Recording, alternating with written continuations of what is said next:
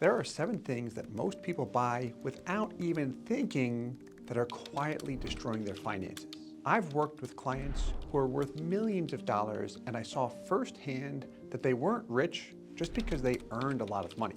They were rich because they never wasted money on certain things. And this was often the difference between staying stuck or making millions over a lifetime. So here are the 7 things that I think are a complete waste of money and what millionaires often do with their money instead. Purchase number 1, the interest you're paying to banks on your mortgage. Now, if you've ever shopped a mortgage, what do you usually look at? The interest rate. That's what everyone is focused on. We know what the interest rate is. However, do you know the total amount of interest you're paying to the bank? If you were to take a mortgage out and the interest rate is 3%, what's the total dollar amount you're paying to the bank? What if it's 5% or 10%? You know it's more with a higher rate, but do you know the total dollar amount? The thing is, mortgages are front-loaded. Here's a quick example. So I saw someone recently bought a home and the mortgage they took out was $600,000. So that's the balance. The interest rate was 7.125%. This was a 30-year mortgage, and the monthly payment came out to almost $4,250. That's what they're paying every month. So over the next 30 years, what do you think they'll pay? Well, what you can do is take that monthly payment, multiply it by 30 years, which would be 360 months. And the total amount that they will have paid will be $1,550,000, assuming they never refinance or anything like that. So what this means, if this is you borrowed $600,000, you paid that back, but then everything above that number is interest that all went to the bank. So I'd take my total payments of $1,550,000, subtract the $600K, and then I know what I paid the bank, or how much profit they made in this case. $950,000. Do you think that 7.125% would result in $950,000 of interest? Probably not. I didn't when I first looked at it. You see, I used to think that getting a good interest rate was the name of the game whenever looking at a mortgage. But it's actually the total dollar amount that I'm paying to the bank in interest that's destroying my wealth. And I don't think a lot of people go through this exercise or even have an idea of the total dollar amount they're paying to the bank over time. They're often very, very focused on the monthly affordability. You see, without knowing it, we're literally paying back more than double the amount we initially borrowed. Okay, number 2, overpaying for insurance that you don't need or you already have. I remember the first time I got into a car accident. I was in my early 20s and I'm freaking out. I'm like, oh no, look at all the damage. This is horrible. And then my dad looked at the car and said, it's not that bad. The reason why is because he used to be an auto body repairman. So he looked at it and said, we don't need to put this through insurance. He was able to fix it very easily. And he did that for me multiple times because over the years, I've gotten in a few car accidents and all of them were hitting a deer. Because I live out in the middle of nowhere and deer like to run in front of my car in the nighttime. I don't know why. I feel really bad, but I wish they wouldn't do that. Why he did not want to file a claim is because he didn't want to go through the hassle of calling the insurance company, maybe seeing the rates go up because I was a young kid. He didn't want to deal with that, so he fixed it himself. The reason I share this story is because when you buy auto insurance, what is your deductible? Do you know? In most cases, the recommended deductible is $500. And this means if you get into an accident and the cost of the repairs are $3,000, you've got to pay the first $500. But what I would do is ask, if I got into an accident and the damage was $1,000, would I file a claim? Or would I just pay the $1,000 on my own because I don't want to call the insurance company, I don't want to see my rates possibly go up, I don't want to deal with that stuff. If your answer is yes, why do you have a $500 deductible? And then I would continue to ask yourself that question, well, what if the damage was $2,000, $3,000, $5,000?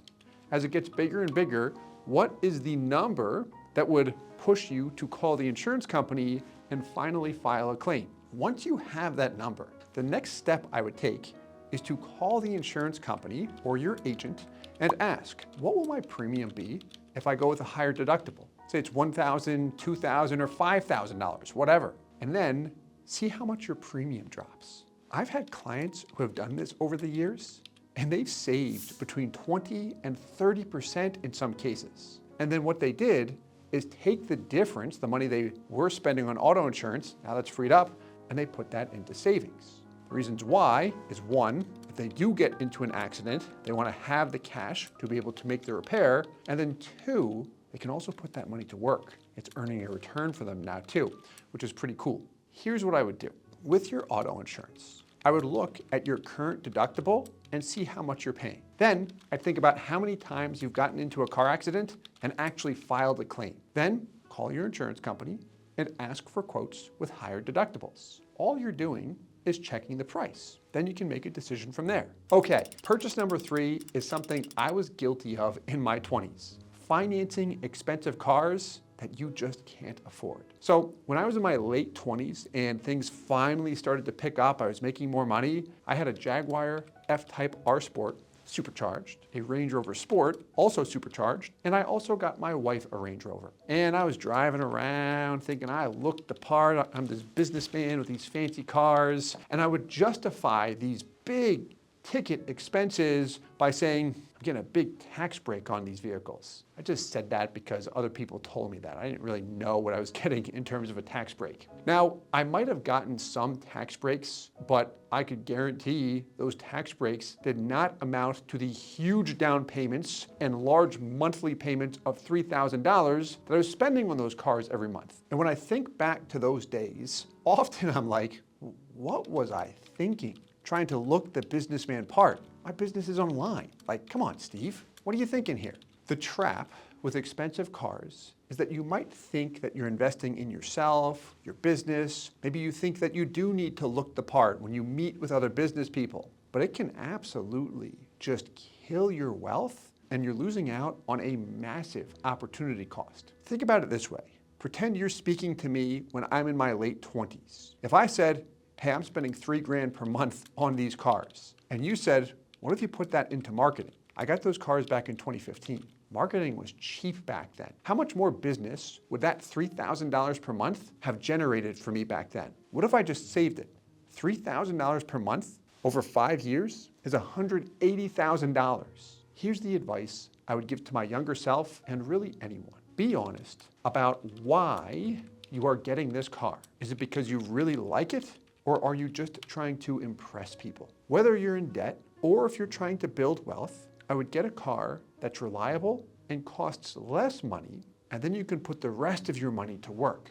And just ask yourself, what else could I do with this money that would actually move me forward financially? That's the question. Okay, number 4 is something I wasted thousands of dollars on during my 20s, which is eating out when you're broke. So I like to eat. I remember my first job in sales, I was broke and I didn't get many sales at all. And anytime I made a sale, I'd think, all right, things are picking up. I'm gonna keep on making more and more money. So then I would take the little money I made and usually go out to eat. My credit cards were maxed out. It wasn't a smart move at all I was making because I was spending a lot of money on these fancy dinners and food. And then I would do things like get coffee out every single day, multiple times per day. I never thought about it because the food, it was expensive, but it wasn't thousands of dollars per meal. And coffee, that's a small purchase every time, but it adds up. Here's how I figured out how much it actually added up. We got a coffee machine for the office, and right after we got it, I saved about $100 per week by not going out for coffee multiple times per day. My point is,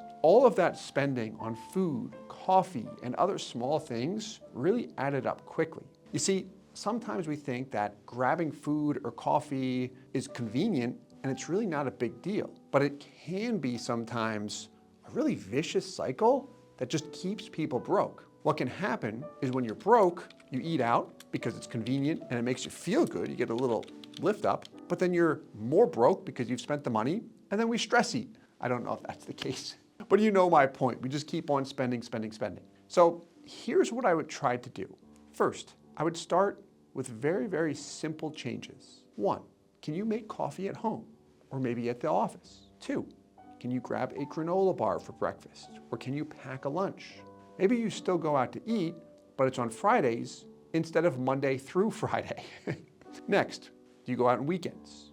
If so, can you cut those weekends back to one weekend out of the month instead of every weekend? And then the other 3, make it fun. What if you think about the things you like to eat when you go out to dinner? Try to cook those at home. I recently started cooking at home, mainly for the health benefits, but I found it to be very, very relaxing.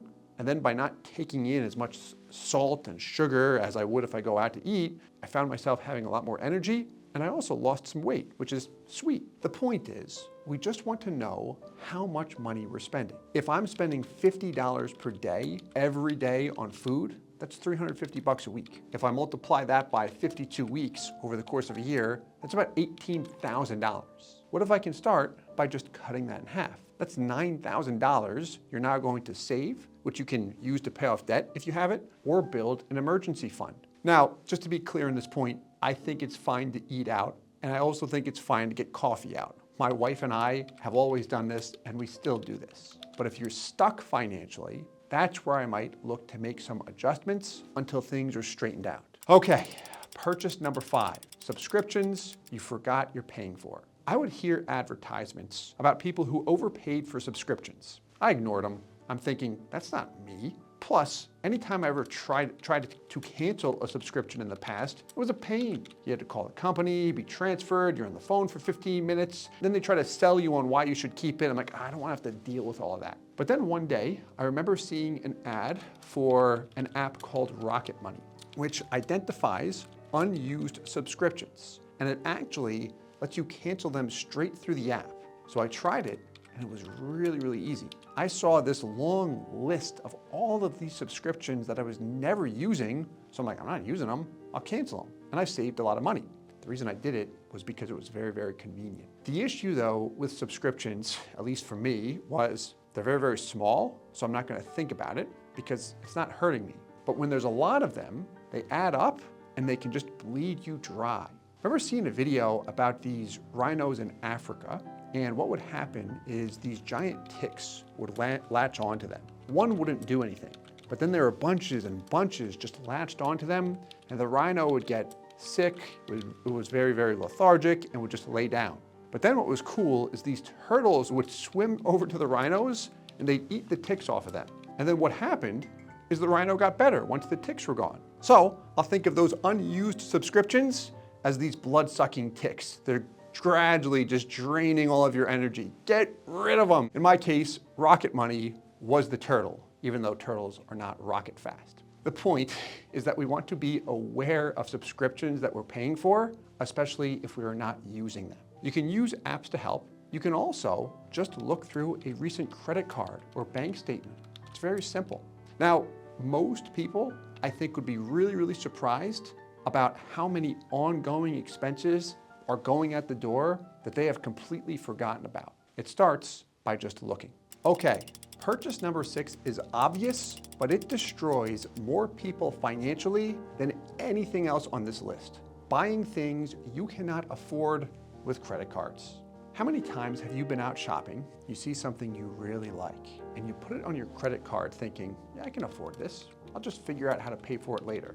I used to do this. But then that thing that I bought, I barely used it. And after a month, I forgot I even had it. But the debt, I didn't forget that I had that. That was still there, and interest was accruing as well. You see, we often think, I'll just figure out how to pay for it later. But what's happening is we're creating a debt cycle that just repeats over and over and usually gets bigger and bigger every single time. It's our emotions that say, do it. They justify the purchase. But the marketing around that product that we're looking at, guess what?